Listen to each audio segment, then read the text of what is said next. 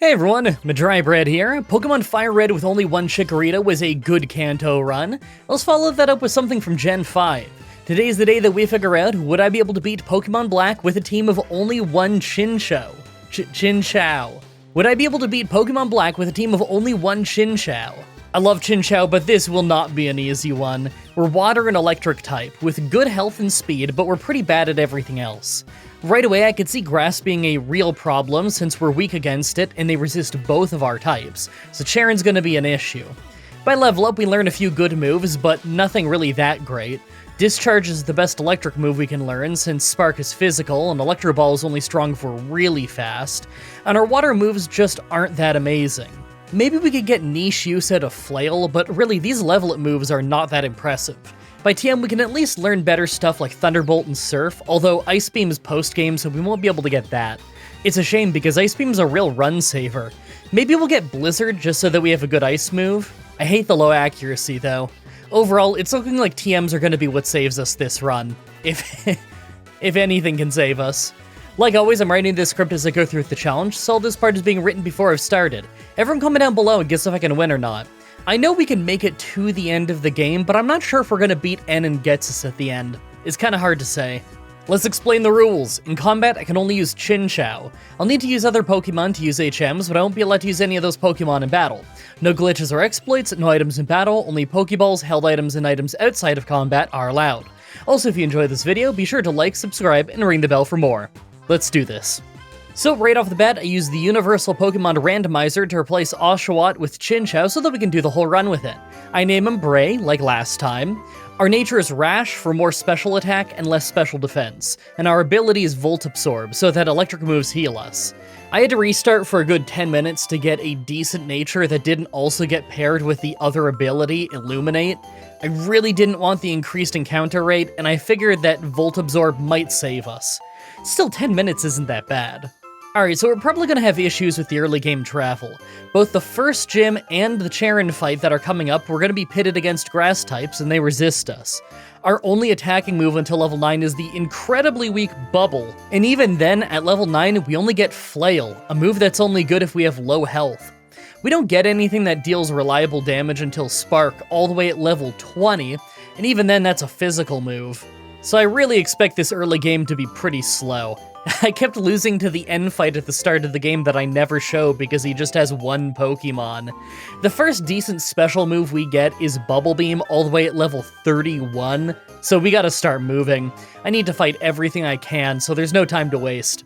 So after grinding on literally every route just to be able to fight basic trainers like N and Bianca that are so weak I don't usually show them, I got to the Pokemon School at level 12, hardly managed to get past Snivy thanks to its bad move choice and some luck with landing on low health so Flail is stronger, and we still just lost.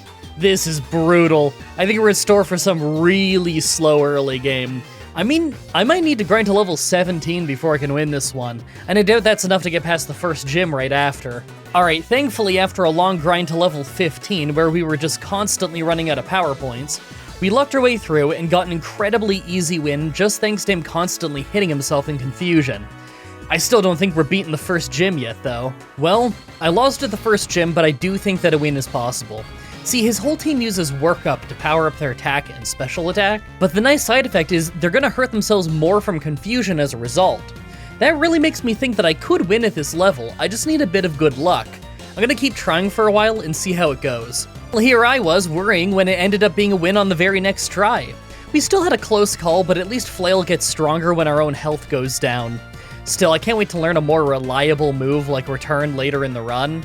If that even makes sense to learn, honestly. I don't know if it's worth using a slot on that. Charon on the way out of town took several tries to beat with the same old Parafusion strategy. I mean, it works and all, but it's really rough relying on something that's so random.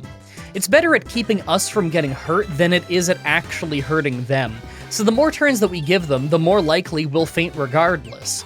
You know, it's kind of like Double Team or Sand Attack in that way. It can be really, really great for having us last longer, but if the fight is necessarily going to be super long because we do almost no damage, then they're gonna hit us eventually. I'm gonna get Water Gun next level though, so I'm gonna pick up the Mystic Water in the next town, and then we can just hope that it's enough that we can beat N. I don't think at all that we're gonna beat the normal gym though. Alright, and it wasn't too bad. It's mostly just water gun spam to take them out. Growl and Supersonic for sure slowed us down, but it was still an easy first try. I'm sure that the normal gym won't be though. Well, after a few tries, I had this amazing luck where her Herdier hurt herself in confusion, then we crit a water gun for an amazingly lucky knockout, just to get outsped and easily taken out with Retaliate, so we really can't win yet. I'm gonna grind for a while, but this might be near rare candy territory with how slow this is getting. I don't think we're winning this until we're close to level 30. So I did a long grind and came back the next day. We have this amazing opening against Herdier, where we get it to hit itself a ton, so we only get leered before we take it down. Then Watchdog gets confused, puts us to sleep, then hits herself multiple times. I thought for sure I'd win, but Retaliate was doing so much damage that we got 2-shot before we could deal enough damage ourselves. I really thought I was gonna win that one, that's the worst part. If I can't win with that good of luck, then I'm gonna candy up to 31 to get Bubble Beam. Alright, well the moment I hit level 31, we get Bubble Beam and we do a ton more damage. We still lost a good chunk of health to Retaliate, but we were hitting way harder now. Let's just hope that Bubble Beam with Mystic Water can carry us through the next few fights of the game, until we can get to Surf. Alright, although those fights are down, I really don't think things are gonna get much easier. The Bug Gym still has a solid grass type with Razor Leaf. I really don't know how Bianca will go, and Sharon tends to be a problem. Then there's the typically difficult end fight and the always brutal Electric Gym. I figure by then we might have to finally ditch either Thunder Wave or Confuse Ray in favor of getting Return from the store, just so that we have an answer for more Pokemon, but who knows. It's a bit worrying that we really aren't a good type combo for any gym in the whole game. I mean, I guess either than the Flying Gym, but that one's pretty much always easy.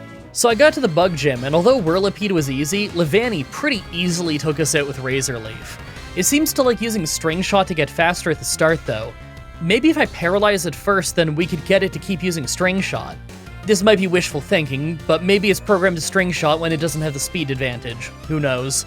Well, I guess we'll never find out, because on the next try we instantly fully paralyzed him, confused him into hitting himself, then we crit Electro Ball to one-shot him. His last Pokemon was a one-shot too, so that ended up just breezing the fight. Well, the Bianca fight after was pretty easy, although I was pretty worried when we got hit by Leech Seed. Didn't really end up being that bad though. Electro Ball and Bubble Beam are both doing pretty well right now, but I don't know if it's enough to make the Charon fight easy. I just hope that Thunder Wave and Electro Ball is a strong enough combo to brute force his team. Sharon right after was terrifying thanks to the combo of the Sandstorm, Leech Seed, and the Leaf Tornado doing crazy damage and lowering our accuracy. If we got a single miss, then I'm sure we'd have gotten taken out by the Sandstorm damage, but we somehow got through that on the very first try. There was probably like a 50-50 shot of winning or losing that fight. Well, the end fight here is normally a hard one, but we have the perfect type combo to end up having a really easy time instead. That's good because this Sigilyph has slowed us down in quite a few runs before. Well, the Electric Gym ended up being way easier than I thought it was gonna be. I totally forgot that I had Volt Absorb, so they couldn't use electric moves on us.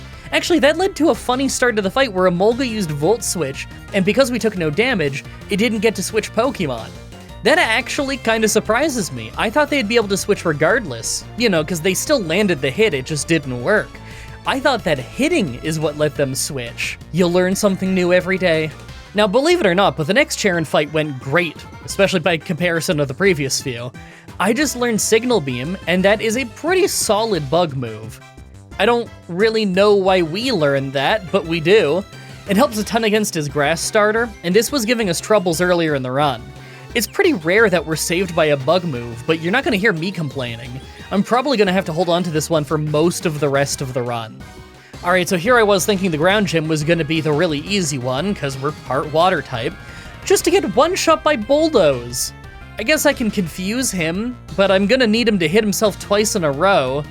I guess it's not that bad, since we can sweep our way to him, so we'll just try for that.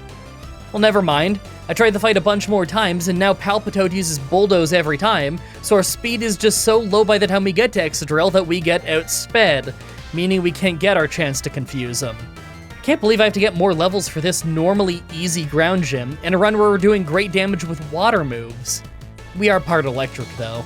Well, I got up to level 42 and thought I might just be fast enough to go first against Excadrill, but I guess we're still just losing enough speed from the first Bulldoze that we get one shot once we get to him. I need to keep leveling. Okay, so I got to level 45 to learn Hydro Pump and swept them. I hate relying on Hydro Pump since it's only got 80 accuracy, and I doubt I'm going to keep it for long after I learn Surf because that's just so much more reliable. But for the sake of getting past this fight, I think it was worth it, especially since I doubt I'm going to use Confuse Ray anymore. So after that is Bianca, but of course she was no match for us. After having to gain all those levels, her team really fell behind compared to ours. And of course, the end fight in the Charged Stone Cave is always really easy. Even with them resisting some of our moves, they didn't stand a chance. When was the last time that this Charged Stone Cave end fight was actually hard? Like, I'm sure it's happened before, but I can't think of a time. Well, I'm kinda thinking that the next part of the run might not be so bad. The Flying Gym is obviously gonna be easy, then we can fight Sharon, and that gives us access to the TMs for Surf and Thunderbolt, so we can really upgrade our moveset. That should let us just brute force our way through the Ice Gym just fine. Then it's Bianca, the Dragon Gym, and Charon again. I can see the Dragon Gym and the last Charon fight being kinda hard, but I bet Bianca will still be easy. I figure I'm gonna want to learn Blizzard for the Dragon Gym because otherwise it's gonna be pretty hard, but the fact that we can even learn Blizzard makes me think it won't be too bad. Let's find out. Alright, first is the Flying Gym, but this was obviously a total sweep, no problems at all. After that is Charon, who was almost a sweep, but because all he did was miss a Leech Seed, we never got hit. I'm so happy this middle part of the run is actually going quickly after how slow the start was. Now believe it or not, but we actually took a ton of damage at the Ice Gym. Part of that was them critting us, but part of it was also that we're a special attacker, and Cryogonal has super high special defense. We won on the first try, of course, but still, it was harder than the last few fights. Now to get through Dragon Spiral Tower so that we can fight Bianca. On our way there, though, I took the Plume Fossil. I knew that if I didn't say what I took, you'd all ask. Actually, now that I think about it, everyone asks anyway. Comments are good for the YouTube algorithm. Well, thanks to it raining outside, the last Bianca fight was incredibly easy. It powered up our Surf quite a bit, plus we have Mystic Water to power it up even more. I still think I'm gonna need to learn Blizzard for that Dragon Gym, though. Well, as you might expect, I had to try the Dragon Gym several times thanks to Blizzard missing a lot. And I mean a lot. On the previous try, I missed it 3 times in a row against Drudagon, but this time it went okay. I learned I had to use Surf first against some of them, or they would just land at low health and heal back up. Also, I had to hold Eviolite for this fight, because some of their moves hit us so hard, but I think I'm switching back to Mystic Water for most of the upcoming fights. I don't know, I'll probably try both items just depending on whatever helps us more in that fight. Alright, as I kind of figured, the last Charon fight ended up being a very quick loss, but I don't think that I'm super far off winning. Superior is faster than us and hits incredibly hard, but we're dealing almost half his health and damage with Signal Beam. I figured that if I could level up enough to leave him with under half of his health after his leftovers heal him, then we could two-shot him and probably sweep the rest of the fight. We might need to be faster, but we might also just need to get lucky with a Quick Claw if leveling to be faster requires an absurd amount of levels. If we end up faster within a few levels, then I'll just do that. I would like to avoid totally over-leveling before we even get to try the Elite Four if I can help it. Oh, well, never mind. The moment I took off the Eviolite, I started getting one-shot by Leaf Blade. Yeah, I'm gonna need more than just being faster once with Quick Claw before I can win this. I'll get the Eviolite back on and level up until I'm faster or can survive an extra hit. Okay, this actually wasn't that bad. Level 65 and I could just hardly survive a second Leaf Blade, then the rest of his team was a sweep. It's crazy just how much damage we took, but I don't think that we fight any more grass types for the rest of the game. At least not that I'm thinking of off the top of my head. Now that we're at the Elite Four, let's take a look at our team. Well, our health is great, but that's about it. The fact that our special attack and our attack are the exact same despite us having a higher base special attack and a good special attack nature tells me that I probably have great attack IVs and terrible special IVs, so we got pretty unlucky there. I tried to crack out one of those IV calculators at this point, but it asked me for my EVs, and I have no idea what my EVs are at this point. If you don't track that manually, there's no way in-game to actually know the answer, so that's a bummer. It'd be really fun to have a segment where I check my IVs at some point, but I don't really have a way of doing that. Anyway, the bad special attack IVs might force us to level up a lot more than we would otherwise have to. I figure that Chantel might not be all that bad since a good chunk of her team's weak to water, and Caitlyn might not be bad with Signal Beam. Not sure about Grimsley, although Signal Beam will help there too. And Marshall is all up to how much he ends up hurting us. Usually, the Gen 5 Elite Four has me pretty worried, but I think this one might not be too horrible. I figure I'll need to be above level 70 to win, but probably not above level 80. Make your final guesses on if we can win this or not. Let's do this. First is Ghost Trainer Chantel. Well, despite us being super effective against 3 of her Pokemon, we took a lot more damage than I was expecting. In fact, if it wasn't for the Eviolite, then I think we'd have lost this one. If that was the easy fight, how are the other ones gonna go? Second is Dark Trainer Grimsley. Right away, we two-shot his Scrafty with Thunderbolt and Hydro Pump as we lost about a quarter of our health, and second is Crocodile, who's just a one-shot. Bisharp gets us with Night Slash for a decent amount of damage as we two-shot him, and last is Liepard, but he just hits Fake Out before we one-shot him with Signal Beam. You know what, that wasn't so bad. Third is Fighting Trainer Marshall. Alright, this is what I thought might happen. We get hit by Bulldoze right away, and the speed loss leads us to taking a lot of extra damage against both Sock and Conkeldurr. I probably could have actually won if not for that. I'm gonna need some levels for sure since Hydro Pump is not close to a one-shot yet, and I figure that might be how we avoid Bulldoze. So I get up to level 70, and he really doesn't help us that much. We do get really close to one-shotting Conkeldurr though, so I'm sure Hydro Pump would take it out. Still, I bet you Mienshao would finish us off, so I need to keep leveling. Man, this is brutal. Level 75, and we get farther into the fight just thanks to the luck of a Stone Edge missing and Hydro Pump one-shotting Conkeldurr. But then Mienshao survived with a sliver of health to take us out. Look, considering we're obviously going to get brick-walled by N for a little while, let's just get to level 80. Then I'm sure we can make it through here without doing a million attempts. Well, literally the next try, and we have this amazing stroke of luck of Stone Edge missing twice, so we had enough extra health to survive the end of the fight, despite him surviving with a sliver to hit an extra high jump kick. I mean, if the game gave us that kind of luck at level 75, then we probably would have won earlier. Fourth is Psychic Trainer Caitlyn. This fight was super easy, and there was really no danger, so it's funny that this is the fight where Signal Beam confused them twice. Kinda wish you could save up luck for later use, cause it would have been great if it works that way. Alright, first is the fight with N, and right away we hit Blizzard to nearly one-shot Zekrom, but he uses Light Screen that heals him back up, so we have to hit him 3 more times to make him faint, giving him the chance to drop our health by a ton with Giga Impact. I'm really happy we have Eviolite to keep us from getting hurt as bad. Klinkling is next and hits Hyper Beam as we two-shot him as Light Screen wears off. Zoroark is just a one-shot, and next is Caracosta. He can't be a one-shot thanks to his sturdy ability, so he hits a Stone Edge to bring us to red health. Man, I don't like that they're all hitting such strong moves. Archeops is thankfully slower than us, so we one-shot him. And last is Vanillux. I thought I was gonna lose when we didn't one-shot him with Thunderbolt, but he just made it hail, so we took him out on the next round with almost no health left.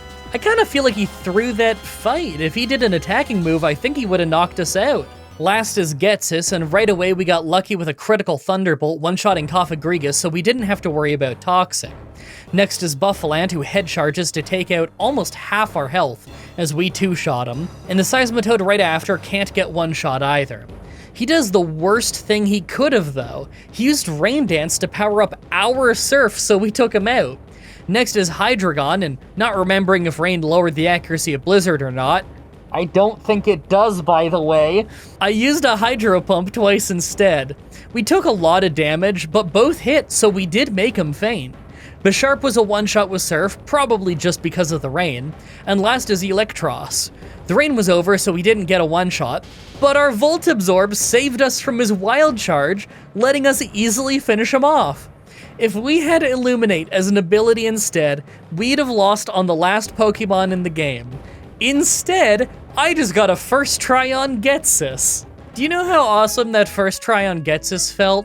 Knowing that I was sitting there thinking I was gonna have to restart that fight over and over and over because of Toxic at the beginning, waiting for Toxic to miss.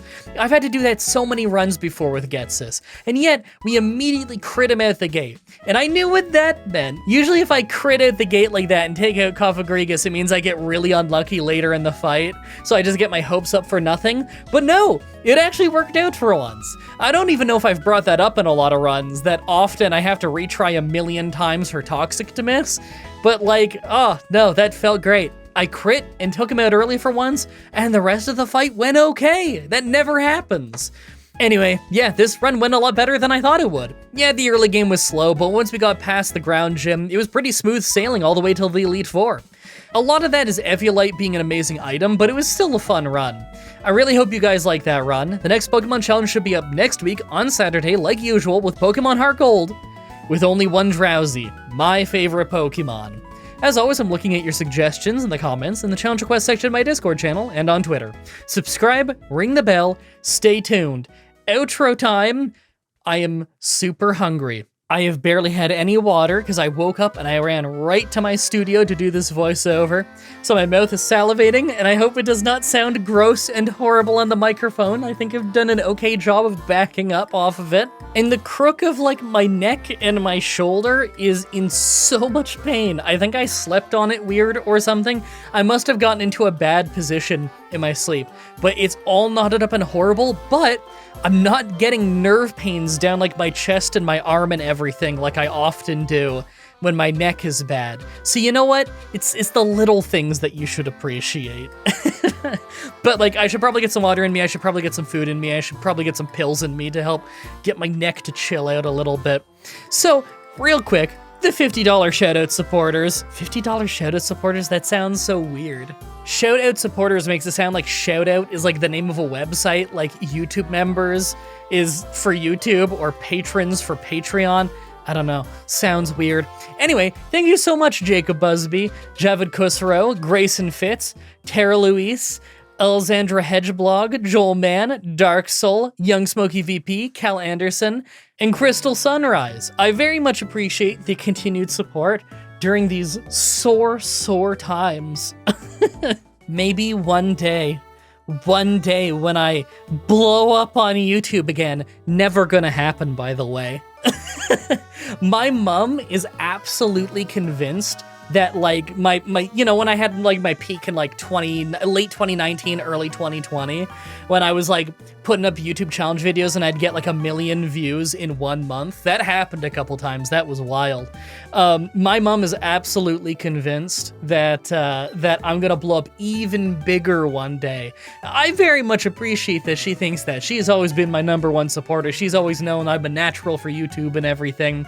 And you know, I've been doing YouTube since 2010, full time.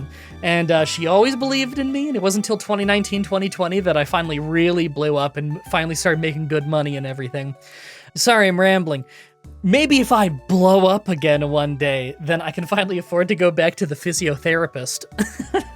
But in fairness, the at-home physiotherapy that you do every day helps you so much more than just going to a physiotherapist.